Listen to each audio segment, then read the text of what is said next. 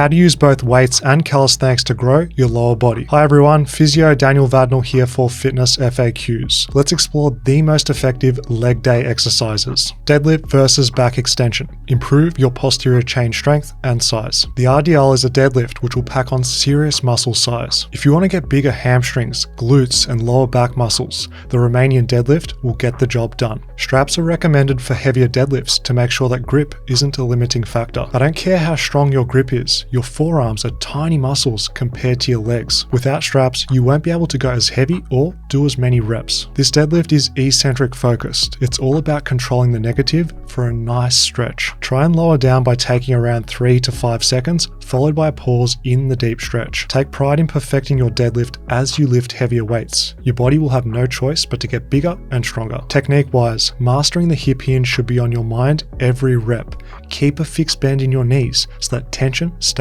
on the hamstrings. How deep you should deadlift is based on your flexibility levels. Just lower until you feel a maximum stretch in your hamstrings while keeping a neutral spine. If the lower back begins to flex or you start squatting, you've got to lighten the weight or focus on form. Expect some nasty soreness as a result of Romanians. They create a lot of muscle damage and they're a taxing exercise. The very fact that deadlifts are exhausting is a reason most people skip them. Doing hard exercises is uncomfortable. The average person wants shortcuts. You choose deadlifts. The back extension is great for hitting your posterior chain muscles without much fatigue. You don't get that axial loading through your spine like on heavy deadlifts, making back extensions easier to recover from. There is a catch. You'll have to do more volume of back extensions to get a comparable stress to deadlifts. This means more sets and reps with a closer proximity to failure to compensate for the difficulty. Don't be fooled. Back extensions can be challenging in their own right when strict technique meets hard training intensity. It's important to continue using your full range of motion and tempo. Swinging around without control isn't good for our goal. What's cool about long lever exercise is that you don't need that much weight. It leaves plenty of room for progressive overload. If you're after a sickening lower back pump, the back extension is unmatched. Expect to feel like you've got 2 rods holding up either side of your spine after your workout. Dizziness is a real factor too. I tend to get quite lightheaded with back extensions because of the repeated inversion. Just take your time standing up after going all out on back extensions. I've had a few close calls with fainting, so be careful. Squat versus pistol squat. Both are valuable for a stronger lower body. The barbell squat is one of the most popular leg exercises for good reason. It works the lower body through a large range of motion and you can lift heavy. There's so many squat variations and stances to choose from. Front squat, back squat, high bar or low bar, wide or narrow stance. What's most important is squat comfort. Choose a technique that suits your body and allows you to train progressively harder without pain. Now, if your objective is muscle growth, just squat as deep as your body allows, aiming for ass to grass. This way of squatting is humbling as it's hard. Have faith knowing that this big stretch does wonders for hypertrophy. Expect your flexibility to improve as a byproduct. By gaining strength in these end ranges, you're going to be able to relax in a deep squat. Getting under a heavy barbell to do squats never gets easier. This applies whether you're a beginner or advanced lifter. The challenge will change you. I promise the hard work is rewarded with bigger and stronger legs. The feeling of dread before a set of squats is a good sign. This means you're working at the right intensity to force growth. Using a barbell is the ultimate free weight squat. You can take your strength and physique far before you ever need fancy machines. The pistol squat is a single leg movement worth exploring. The value is being able to work your non-dominant side, reducing muscle and strength asymmetry between limbs. Single leg squats uniquely target your hip rotator muscles, a benefit which you won't get from standard barbell squats. What's unique about pistol squats is the balance, strength, and mobility needed to do them correctly. I recommend using an elevated heel and surface. You're no longer restricted by ankle or hip mobility now. Expect yourself to find the balance of pistol squats hard when first learning. When doing a new exercise, it requires practice to refine the motor control, so don't stress. What's helpful is holding a weight in front of you. This serves as a counterbalance, making it easier to squat up and down. If you want to make pistol squats bodybuilding friendly, use assistance. By holding on, we increase stability, allowing us to push our muscles to failure without balance being a limiting factor. Your job is to keep all of the tension on the legs. Don't rob yourself of gains by helping too much with the hands. People talk trash about pistols, saying they're a party trick and they're not practical to progress. Sure, technique can break down with knee valgus. Holding a heavy weight is cumbersome and balance does get frustrating. However, pistol squats are still a good option to challenge your legs with minimal equipment and minimal weights. Leg extension versus sissy squat. pump your quads at the gym, or with bodyweight resistance. The leg extension makes up for what's missing from squats. This isolation exercise includes the rectus femoris, that middle thigh muscle. Leg extensions are also most challenging at the peak contraction with the legs straight, strengthening this lockout range. Isolation isn't just for meatheads at the gym. Leg extensions help with complete size and strength in the quads. When leg extensions are used alongside compound lifts, you're forging a complete set of legs. The value of isolation exercise on machines is you can safely work the muscle to its limit. There's no balance, there's no skill. You just have to grit your teeth and grind. Leg extensions make for a perfect final exercise on leg day to get some more sets into your quads. Some people say leg extensions are bad for your knees. This is a stupid myth for healthy people. As long as you're sensible with weightlifting progression, your body will get bigger and more resilient with time. The sissy squat is an epic quad exercise most people don't know. This is essentially a bodyweight leg extension in how it isolates the quad muscles. Sissy squats are most challenging at the bottom in the deep stretch, which is ideal for bodybuilding. To make sissies most effective, hold onto something for support as you rep out the movement. Guiding the body improves stability, allowing you to use slow tempo with pauses on tension. Now you're not limited by balance or technique, you just have to embrace the burn and push yourself hard. The pro tip for technique is squeezing the glutes and keeping your hips forward. This makes your quads bear the burden when sissy squatting. If doing 20 to 30 reps of slow and continuous sissies isn't hard enough, firstly, you're a beast. But we can make them harder. Training with a deficit and adding weight to the body are guaranteed to make sissy squats hard enough. I hope this exercise opens your eyes to how we can challenge our body to grow without heavy weights or fancy equipment. All you need is that burning desire to just challenge yourself, and even bodyweight exercises can be stimulating. Mixing calisthenics and weights is super effective. Hybrid training gives you the best of both worlds, gym and bodyweight exercises. Shop Fitness FAQs for the best workout program and transform today.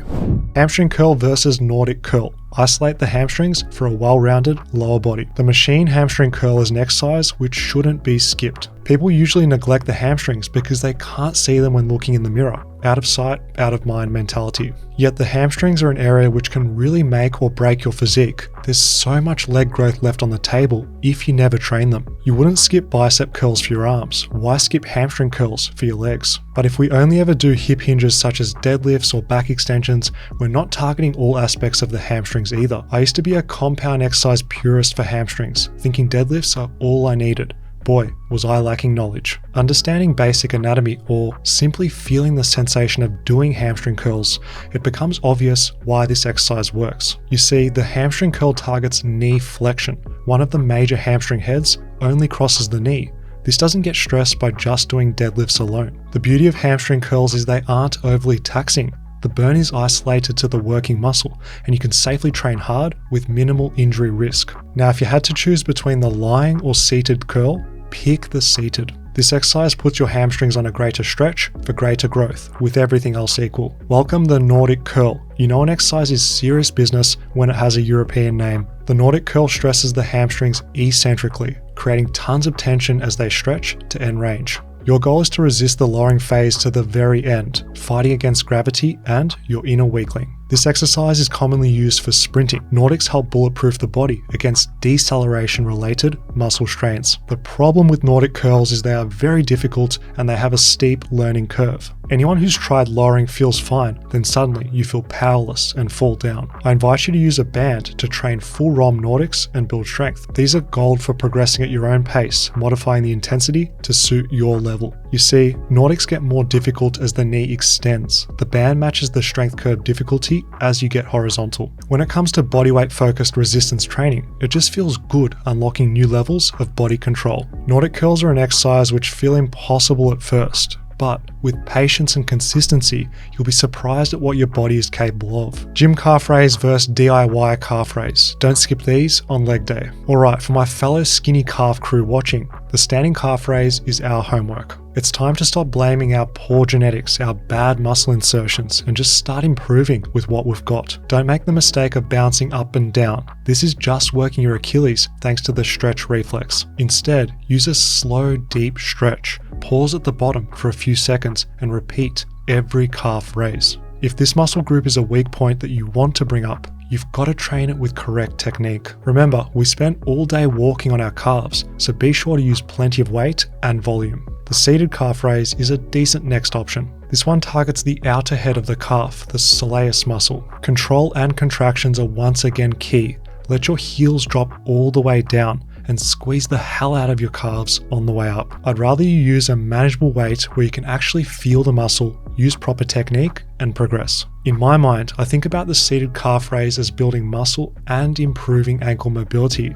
It's helpful to keep these benefits in mind when you're doing a set to surpass the monotony, repetition, we're doing calves, I just want to skip them. The donkey calf raise is my go-to home workout leg day option. All you need is a ledge, dip belt, weights, and you're good to go. This exercise was made popular by Arnold because it seriously stretches your calves and ankles. If you finally want to increase the size of your calves, you've got to make them a priority. Always start your leg workouts with calf raises so that you can give them your full effort. Get comfortable being uncomfortable. Push past the pump and pain, doing stretch partials as well to fully exhaust the calf muscles. Hit your calves around 3 times per week. Yes, 3 times per week so that you're optimizing stress, rest, and growth. Include heavy weights for low rep ranges and super high reps to get the best of both worlds. Lunge versus step up. Unilateral training will transform you for the better. Lunges are a staple for building big, strong legs. Because the front leg is doing most of the work, light weights will feel heavy, which offers a good stimulus to fatigue ratio. Your stance width and torso angle changes whether you'll feel this in the quads or glutes. Play around with your lunge technique to find what A, feels most comfortable, and B, hits the muscle that you want to hit more. I can't think of too many other exercises which are as mentally challenging as lunges. They can feel reasonable, oh it's alright, then after a handful of reps,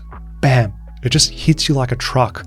The pain and pump is something that you have to learn to overcome. For people who get lower back pain when squatting, lunges are a lifesaver. You're generally using less weight lunging. The pelvis posture is friendly on the spine, which allows you to work around pain. I love the versatility of lunges for a wide range of goals, including strength, bodybuilding, and flexibility. If there's one thing that matters for leg day, it's keeping it fun.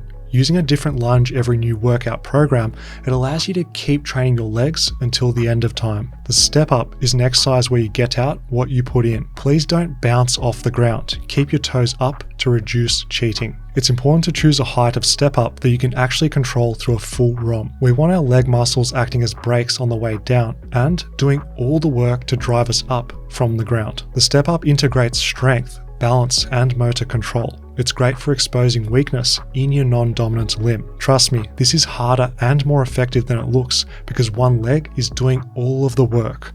Your hip stabilizers are firing like crazy, and you've got to stay present to keep technique on point. The ego death when first doing step-ups is good for your soul. You're going to be struggling off a small step and humbled to do the work. Don't forget, the step up can be done with added weight for intensity and holding onto something to increase stability. Don't shy away from this, my friend. Lean into the challenge and you're going to master the step up with practice. There's many more leg exercises that you can do to target the same movement and muscles. Here's a few more bonus gym and bodyweight options as your reward for watching all the way until the end. Keep in mind, if your main goal is building muscle, any exercise can be effective when applying bodybuilding principles. If your main goal is getting stronger, strength is largely specific to the exercise that you're training, so choose wisely. Cheers everyone, watch another Fitness FAQs video to keep on learning. See you over there.